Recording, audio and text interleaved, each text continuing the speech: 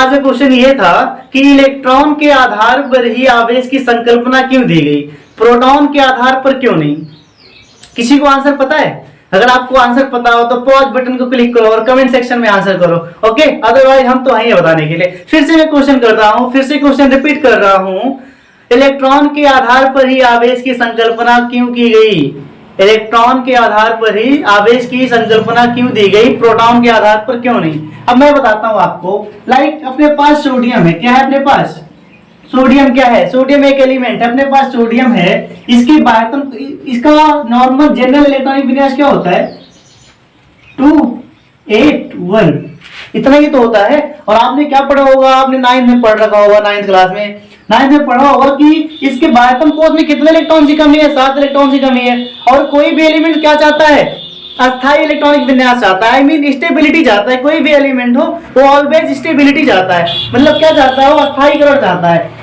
तो सोडियम अगर एक इलेक्ट्रॉन किसी को दे दे, सोडियम अपना एक इलेक्ट्रॉन किसी को दे दे, तो इसका अष्टक नियम के अकॉर्डिंग बायतम कोष में 8 इलेक्ट्रॉन भर जब हो जाएगा, 8 इलेक्ट्रॉन हो जाएगा ना बायतम कोष में, एक्सटर्नल कोष में, एक्सटर्नल शेल में। बट अगर ये 7 इलेक्ट्रॉन ले ले तब भी बायतम कोष में 8 इलेक्ट्रॉन हो जाएगा। लेकिन सोडियम जो होता है 7 इलेक्ट्रॉन लेने की बजाय, 7 इलेक्ट्रॉन लेने की बजाय एक इलेक्ट्रॉन का त्याग करना आसान समझता है। तो क्या करते हैं, एक इलेक्ट्रॉन का त्याग कर कर ये क्या बना लेता है? पॉजिटिव बना लेता है। क्या बना लेता है? पॉजिटिव। इसके बायतम कोष में अब कितने इलेक्ट्रॉन हो जाते हैं? 8 इलेक्ट्रॉन हो जाते हैं। कितने इलेक्ट्रॉन हो गए?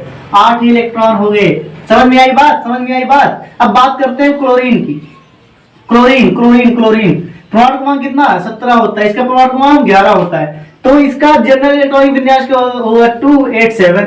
इसके बायतम कोष में 7 इलेक्ट्रॉन है और बायतम कोष में कितना इलेक्ट्रॉन चाहिए होता है? 8 चाहिए होता है। ये या तो एक इलेक्ट्रॉन किसी को दे दे, सॉरी ये 7 इलेक्ट्रॉन किसी को दे दे या एक इलेक्ट्रॉन कहीं से ग्रहण कर ले। और हम लोग क्या पढ़े हैं? क्लोरीन जो है ये एक इलेक्ट्रॉन को लेना आसान समझता है 7 इलेक्ट्रॉन देने के तुलना में। तो क्या करता है? एक इलेक्ट्रॉन किसी से ले लेता है, एक इलेक्ट्रॉन किसी से ले लेता है। तो क्या बना लेगा? क्लोरीन माइनस बना लेगा। क्या हो जाएगा?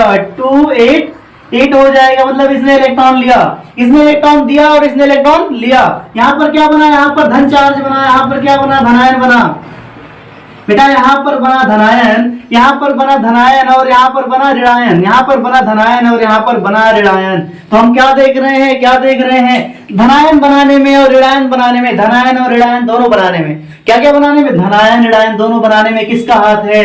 धनायन बनाने में और ऋणायन बनाने में, धनायन और ऋणायन दोनों बनाने में किसका हाथ है? किसका हाथ है? इलेक्ट्रॉन का हाथ है। किसका हाथ है? इलेक्ट्रॉन का हाथ है। धनायन और ऋणायन दोनों बनाने में इलेक्ट्रॉन का हाथ है।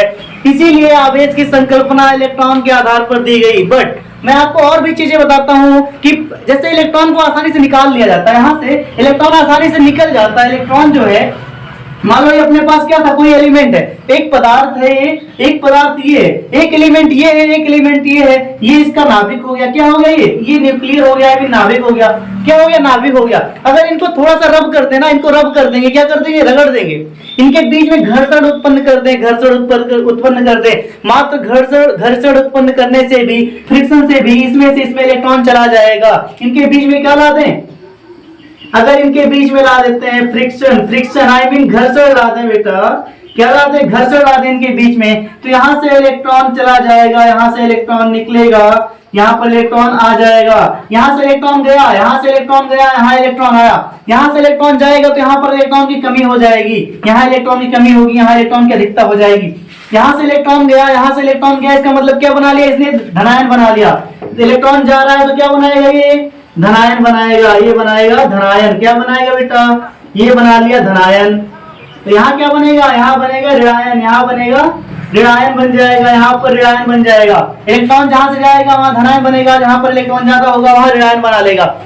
तो क्या हो रहा है? इलेक्ट्रॉन बहुत आसानी से निकल जा रहे हैं। हम यहाँ पर क्या देख रहे हैं? हमने क्या किया? दो ऑब्जेक्ट लिए, दोनों को ऐसे रगड़ा, कुछ देर तक रगड़ दिया। रगड़ने मात्र से ही इनको इतनी ऊर्जा मिल गई कि आसानी से निकल गए, ये कूद गए अपने इस, यहाँ से इलेक्ट्रॉन निकलकर दूसरे ऑब्जेक्ट में चला गया। इस पदार्थ से इलेक्ट्रॉन निकलकर दूसरे पदार्थ में चला गया। आई थिंक आपको बात समझ में आई, आपको बात समझ में आई। यहाँ से इलेक्ट्रॉन निकलकर यहाँ चला गया। बट आप चाहे जितना रगड़ो, जिंदगी भर रगड़ते रहो, दिन भर रगड़ो, रात भर रगड़ो, दिन भर रगड़ते रहो, बेटा प्रोटॉन कभी भी निकल कर नहीं जाने वाला है। प्रोटॉन कभी भी निकल कर नहीं जाने वाला है, क्योंकि प्रोटॉन को निकालने के लिए अपार ऊर्जा चाहिए, आई मीन बहुत सी ऊर्जा चाहिए, और उतनी ऊर्जा दे नहीं सकते हम।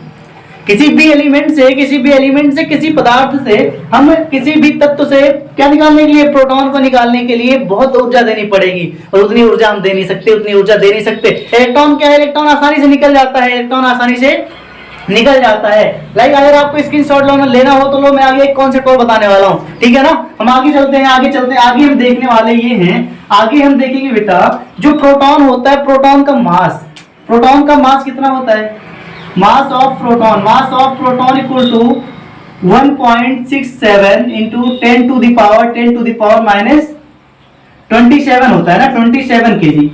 एंड मास ऑफ इलेक्ट्रॉन कितना होता है, mass of electron equal to 9.1 into 10 to the power minus 31 KG होता है। किसका मास ज्यादा है, कौन बताएगा किसका मास ज्यादा है यहाँ पे, भाई प्रोटॉन का मास ज्यादा है, वो भी कितना 10 टू द पावर 4 गुना ज्यादा है प्रोटॉन का मास।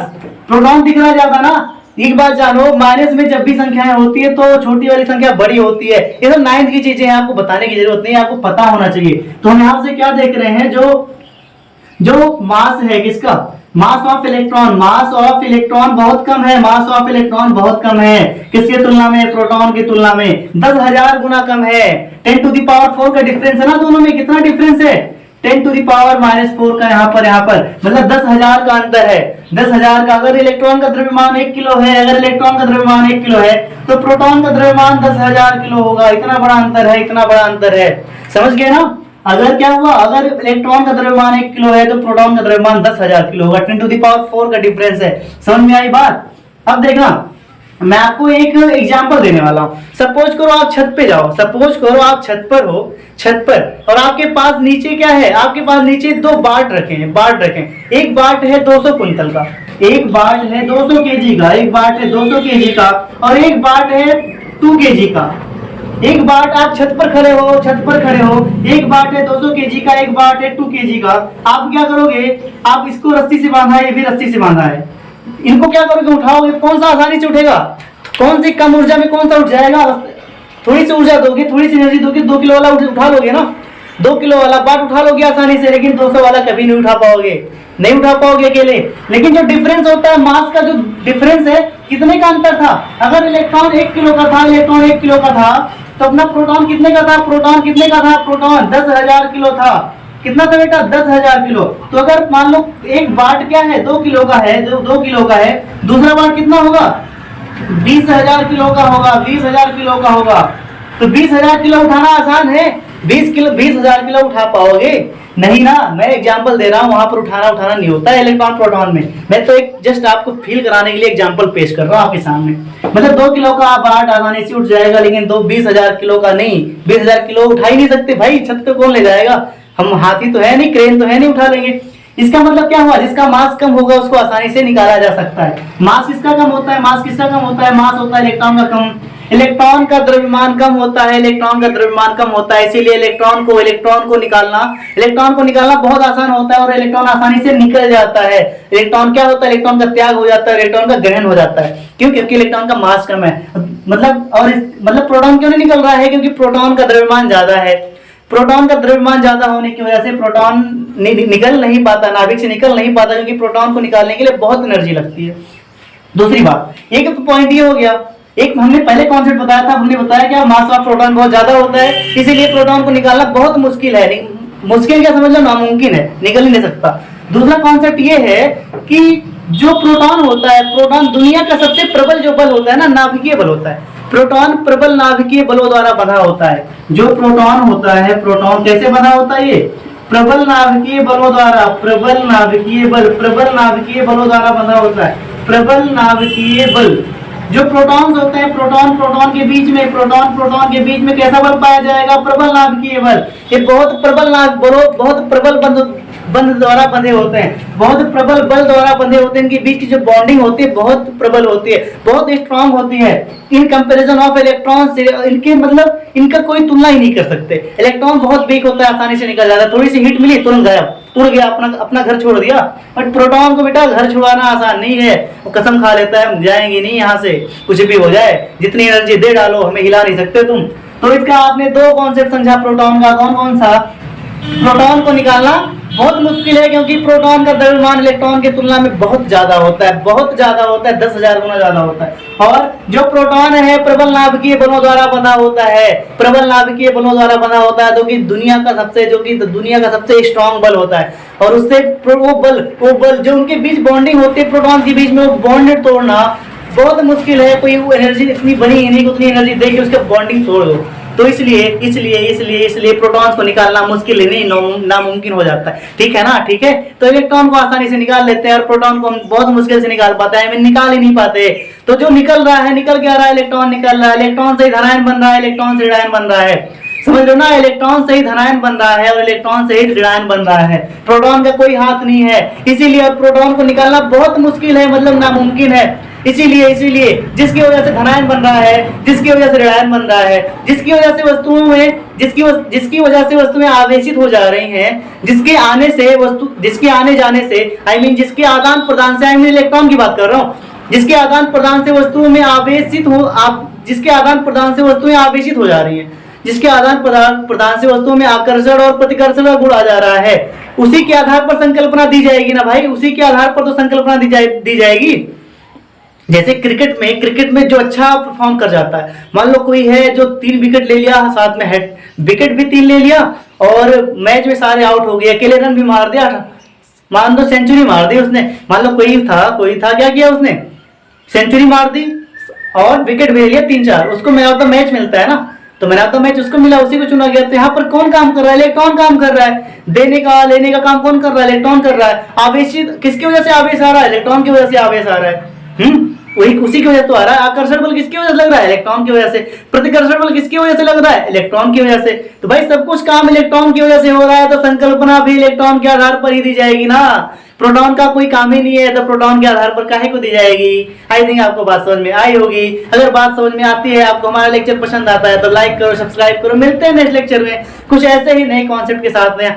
हम फिजिक्स का सेशन स्टार्ट करने वाले हैं 1 जून से, 12th का एंड कंपटीशन लेवल का।